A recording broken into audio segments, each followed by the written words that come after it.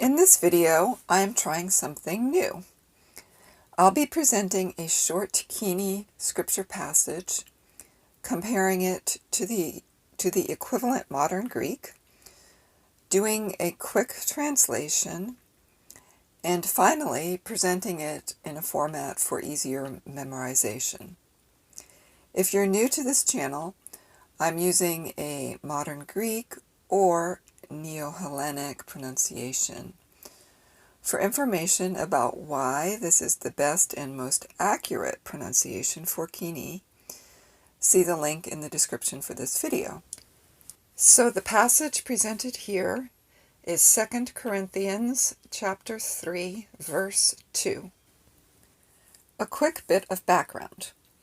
Paul has been writing to the Corinthians about the reasons why Christian ministry does not involve commendation or justification to others, that the lives of Christians, changed by the power of the Spirit, are the testimony that proves our integrity.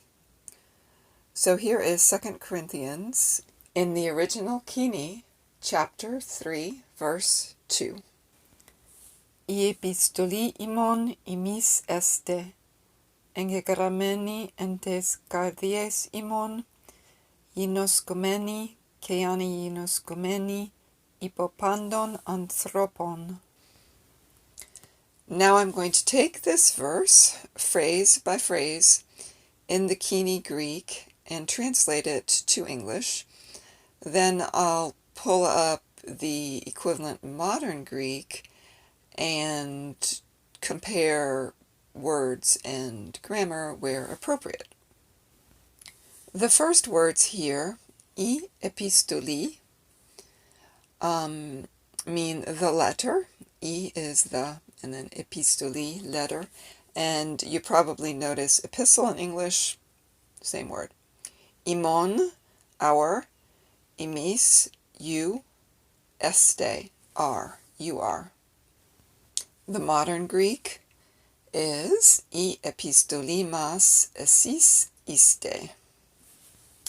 So, I epistoli, same word, mas, our, esis, you, and I didn't say this before, but in the Koine and also here in the modern, this is you all, you plural. Iste, you are. So the parallel words and structure here are pretty obvious. The next word of the next phrase, engegrameni, I'm going to break it down. So the core here is an adjective formed from a verb. The adjective is gramenos or grameni for the feminine, which we have here. And the verb it comes from is grapho, which means I write. Instead of just grameni, we have yegrameni, because it's this adjective written is formed from the perfect form of the verb. That's why that little ye is duplicated. And then prefixed onto the whole beginning of that is en, which means in. So this adjective means in written or inscribed. Now you don't see the ni there for the n sound, but the gamma together is pronounced eng. Then we have en, in, des cardies, the hearts, and the endings on the and hearts here are dative because these words follow en. And then finally imon, which is our, which we just saw in the previous phrase.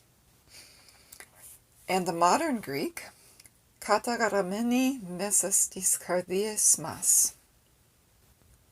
The main differences here with the Koine have to do with prepositions. So before the adjective grameni, we have kata instead of en, and kata means against or on, so on written, written on. And then mesase, which means inside of. The se is contracted with the next word tis, which means the. to form stis. And then we have kardies, which is the same word, kardia, which we saw in Koine. The form of the words the and hearts is accusative in modern. Modern Greek does not have a dative case. And then finally mas, which means our. In this phrase, the differences we see are mainly in the prepositions. Modern and Koine have many of the same prepositions, but they are sometimes used differently. I would say in subtly different ways, which is pretty standard as far as language change goes. The next word, inoskomeni, ends in many, just like engegrameni, which we just saw. And that tells us that this word is also an adjective formed from a verb. And the verb it's formed from here is ginosko, which means I know. So ginoskomeni means known, feminine, since it's referring back to the epistle, or epistoli. Ke means and. Ana ginoskomeni, this is the same word we just saw, but with the prefix ana on it. So it is an adjective coming from the verb ana ginosko. And the prefix ana means among or between.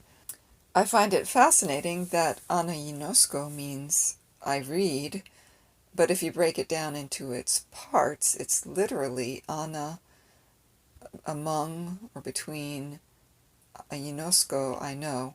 So it means I know between. So reading is like making things known between people. The whole of that phrase is then known and read. In modern Greek, both the structure and the vocabulary are a little different. Pu means that. Gnorizete and diavazete are both passive verbs. Gnorizete means is known, and diavazete means is read. The active verb for I know in modern Greek is gnorizo. In Koine, gnorizo means I make known. The active form of the verb to read in modern Greek is diavazo. That means I read. And that's just different from the Koine ana ginosko. Interestingly, though, diavazo is also formed from a root verb and a prefix. So the root verb here is vazo, which means I put or place, and via, which means through. So diavazo means I through place, or I read. Back to the Koine, ipopandon anthropon means by all men. Ipo, by. Pandon is genitive plural of pan, and anthropon is genitive plural of o anthropos, man, person, human. In modern, we have apo olus to mean by all, and these are both words in Koine. The word for man or person, o anthropos in the singular, is the same in modern as in Koine. The endings on tous and anthropous in modern are accusative because they follow the preposition apo, and these endings are different than in Koine, which has the genitive endings, which are needed after the Koine preposition ipo. Next, I will read the entire verse in Koine, phrase by phrase, with pausing, to allow you to repeat and to work on your own pronunciation. I epistoliimon imis este.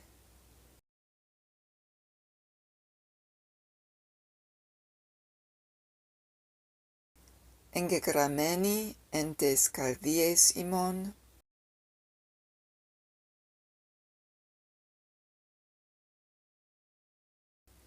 ginoskomeni ke ani ginoskomeni,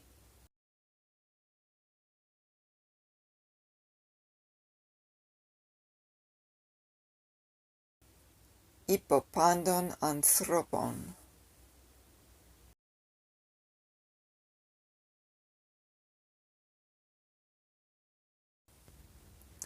Now I'll read the whole verse without pausing, first in Koine, then in English. I epistoli imon imis este, engegrameni entes cardies imon, ginoskomeni ke ani ginoskomeni, ipopandon anthropon. You are our letter, inscribed in our hearts, known and read by all men. Just a few final comments. For the modern Greek, I used the Filos Pergamos Bible translation, and it is not the only nor the definitive modern Greek translation. Just like English, there are many translations into modern Greek. The goal of my videos is to illustrate that knowing some modern Greek helps to understand Koine. And the ultimate goal for you is to be comfortable enough with modern Greek that you can read the original Koine, and then the translation is not necessary.